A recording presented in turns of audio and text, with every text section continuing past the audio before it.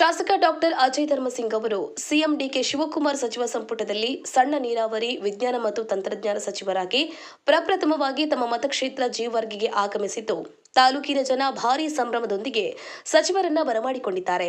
ಡೊಳ್ಳು ಕುಣಿತ, ಲಂಬಾಣಿ ನೃತ್ಯ, ಹಲಗೆ ಕುಣಿತ, ಬಾಜಿ ಭಜಂತ್ರಿಯೊಂದಿಗೆ ಕಾಂಗ್ರೆಸ್ ಮುಖಂಡರು, ಅಭಿಮಾನಿಗಳು ಸೇರಿ ದೊಡ್ಡ ದೊಡ್ಡ ಹಾರೆಗಳನ್ನು ಕ್ರೇನ್ ಮುಖಾಂತರ ಹಾಕಿ ಹೂವಿನ ಸುರಿಮಳೆಗೈದು ಸಚಿವರಿಗೆ ಅದ್ದೂರಿಯಾಗಿ ಸ್ವಾಗತವನ್ನು ಕೋರಿದ್ದಾರೆ. ತಮ್ಮ ಆಗಮನಕ್ಕೆ ಅದ್ದೂರಿ ಸ್ವಾಗತ ಕೋರಿದ ಮತಕ್ಷೇತ್ರದ ಜನರಿಗೆ ಸಚಿವರು ಧನ್ಯವಾದ ತಿಳಿಸಿದ್ದಾರೆ. ಕಾರ್ಯಕ್ರಮದಲ್ಲಿ ಶಾಸಕರಾದ ಅಲ್ಲಮ ಪ್ರಭು ಪಾಟೀಲ್, ಜೆಸ್ಕಾಂ ಚೇರ್ಮನ್ ಪ್ರವೀಣ್ ಕುಮಾರ್ ಪಾಟೀಲ್, ಜಿಲ್ಲಾ ಪಂಚಾಯತ್ ಸದಸ್ಯ ಶಾಂತಪ್ಪ ಕೊಡಲಗಿ, ಬಾಬಾ ಫರೀದಾ ಯಡ್ರಾಮಿ, ತಾಲೂಕು ಕಾಂಗ್ರೆಸ್ ಮುಖಂಡರು, ತಾಲೂಕಿನ ಕಾಂಗ್ರೆಸ್ ಪಕ್ಷದ ಮುಖಂಡರು ಮತ್ತು ಅಭಿಮಾನಿಗಳು ಉಪಸ್ಥಿತರಿದ್ದರು. ಇದೇ ಸಂದರ್ಭದಲ್ಲಿ 2025-26ನೇ ಸಾಲಿನ ಹಿಂದುಳಿದ ವರ್ಗಗಳ ಅಭಿವೃದ್ಧಿ ನಿಗಮದಲ್ಲಿ ಆಯ್ಕೆಯಾದ 19 ಫಲಾನುಭವಿಗಳಿಗೆ ಹೊಲಿಗೆ ಯಂತ್ರ, ಜೀವರ್ಗಿ ತಾಲೂಕಿನ 58 ಅಂಗವಿಕಲ ಫಲಾನುಭವಿಗಳಿಗೆ ಡಿಎಂಎಫ್ ಫಂಡ್ನಲ್ಲಿ ಬೈಕ್ಗಳನ್ನು ವಿತರಿಸಲಾಯಿತು. ಇನ್ನು ಮೆರವಣಿಗೆ ಸಂದರ್ಭದಲ್ಲಿ ವ್ಯಕ್ತಿಯೊಬ್ಬರು 120 ಶಾಟ್ನ ಪಟಾಕಿಗೆ ಬೆಂಕಿ ಹಚ್ಚಿ ಕೈಯಲ್ಲಿ ಹಿಡಿದುಕೊಂಡಿದ್ರು, ಬಳಿಕ ಕೆಳಗೆ ಬಿಸಾಕಿದ್ದಾರೆ. ಅದೃಷ್ಟವಶಾತ್ ಈ ವೇಳೆ ಯಾವುದೇ ರೀತಿಯ ಹಾನಿ ಸಂಭವಿಸಿಲ್ಲ. PR ಗುಡಿಮನಿ, ಕರ್ನಾಟಕ ರಾಜ್ಯ ವರದಿಗಾರರು. ಜೈ ಭೀಮ್ ನ್ಯೂಸ್ 24x7. ಇದು ಬಹುಜನರ ನ್ಯಾಯಕ್ಕಾಗಿ.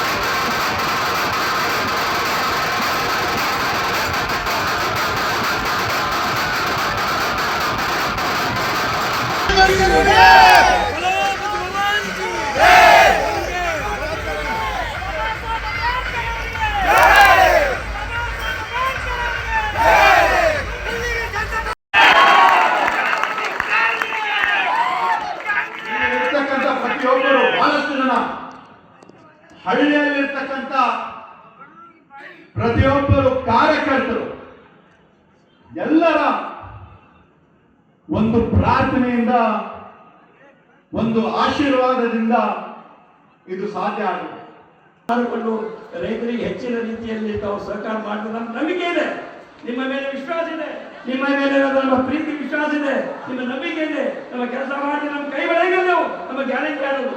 ಆದರೂ ಕೂಡ ಇವತ್ತಿನ ದಿವಸ ಜನರಿಗೆ ಹೇಳ್ಬೇಕಾಗ್ತದೆ ಯಾವ ವಿಷಯದ ಬಗ್ಗೆ ನಾವು ಹೇಳಬೇಕು, ಯಾವ ರೀತಿ ನಾವು ಕೆಲಸ ಮಾಡ್ಬೇಕಂತ ಹೇಳಿ ತಮ್ಮಲ್ಲಿ ವಿನಂತಿ ಮಾಡ್ತಾ ಇದ್ದೇವೆ. ಸರ್ಕಾರದಲ್ಲಿ ಕ್ಯಾಬಿನೆಟ್ ದರ್ಜೆಯ ಸಣ್ಣ ನೀರಾವರಿ ಮಂತ್ರಿ ಮತ್ತು ವಿಜ್ಞಾನ ತಂತ್ರಜ್ಞಾನ ಮಂತ್ರಿಗಳಾಗಿ ಪ್ರಥಮ ಬಾರಿಗೆ ತನ್ನ ತವರು ಮನೆಗೆ ಬೆಳೆಸಿರ್ತಕ್ಕಂಥ ಈ ಕ್ಷೇತ್ರ ಅವರ ತಂದೆಯವರನ್ನು ನಮ್ಮ ಗುರುಗಳಾದ ಭರತ್ ಸಿಂಗ್ ಸಾಹೇಬರಿಗೆ ಮತ್ತು ಅಜಯ್ ಸಿಂಗ್ ಅವರಿಗೆ 8 ಬಾರಿ MLA, 1 ಬಾರಿ MP, ಇವರು 12 ಬಾರಿ. ಬಹಳ ಸಂತೋಷ.